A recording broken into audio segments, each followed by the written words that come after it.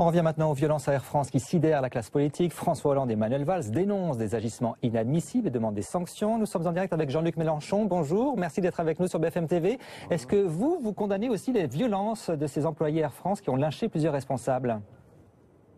Non, je ne prends pas du tout le problème comme ça, parce que lorsqu'il y a une situation de cette nature, il faut essayer de voir par où se trouve une sortie honorable. Et je crois que si tout le monde réagit, c'est parce qu'il y a des images. Mais il y a une violence qu'on ne voit pas, qui est 10 fois pire que celle que vous avez pu voir. C'est la violence de gens qui sont condamnés à la mort sociale parce qu'ils n'ont plus leur emploi. Et là, nous avons affaire à un ensemble de personnels dont certains sont dans l'entreprise depuis de très nombreuses années, ont contribué à sa prospérité et qui se sentent traités comme des pions.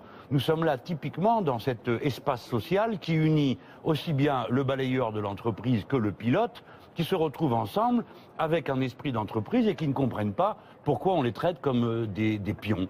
Alors moi je mets en garde tous ceux qui montrent du doigt la violence des salariés de cette façon en niant la violence qui leur est faite à eux les salariés et qui à partir de là ne peuvent pas comprendre ce qui se passe et en sont réduits à des paroles aussi inacceptables et inqualifiables que celle du Premier ministre qui se comporte comme un véritable garde-chiourme d'Air France, parce que Air France n'en a peut-être même pas autant demandé que ce que Valls est en train d'exiger aujourd'hui. Non, ayez de la compassion, comprenez ce qui se passe chez les travailleurs et comprenez le fait que partout dans le pays, chaque fois que les gens sont dans une impasse, on ne les écoute pas. Ils ne connaissent donc aucune autre sortie que celle de cette démonstration. Moi, je vais vous dire franchement une chose. Je leur dis merci.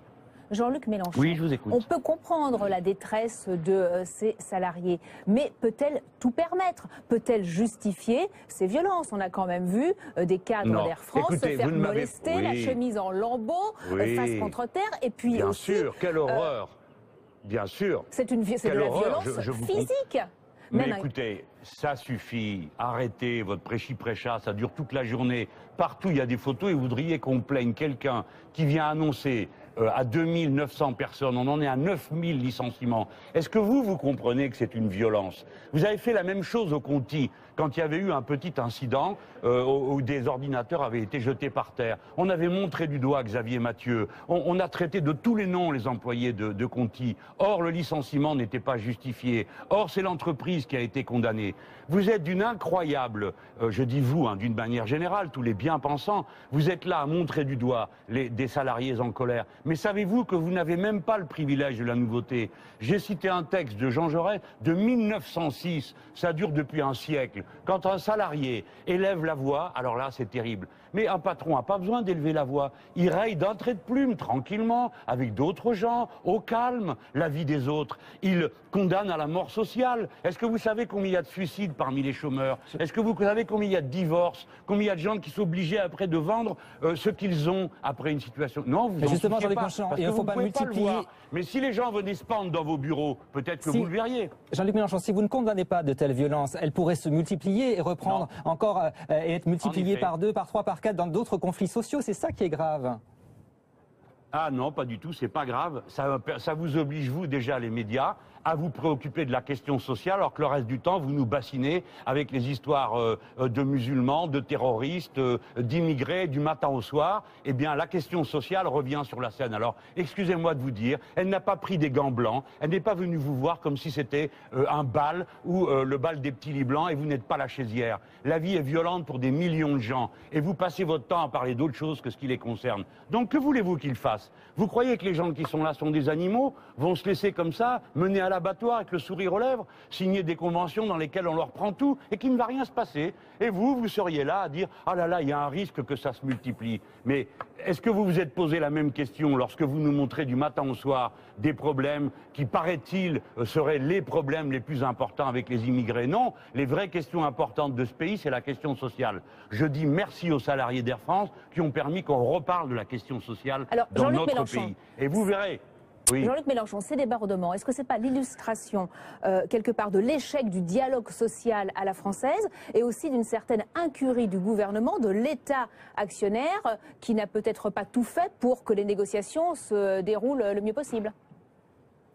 certainement. Moi, je ne suis pas syndicaliste, donc je ne peux pas vous dire, et je ne suis pas dans l'entreprise Air France. Bon, le dialogue social à la française me fait pas rire, il n'y a pas de dialogue social. Et chaque fois qu'on a appelé dialogue social, maintenant le mot dialogue social, c'est devenu comme le mot réforme. Ça veut dire c'est un traquenard. Une réforme, c'est toujours pour vous enlever des avantages acquis, des avantages sociaux de progrès du passé. Alors maintenant, c'est le mot dialogue social, ça veut dire tu viens t'asseoir, cause toujours tu m'intéresses, et signe là en bas que t'es mort. Voilà ce que c'est le dialogue social dans notre pays. Ce n'est pas sérieux.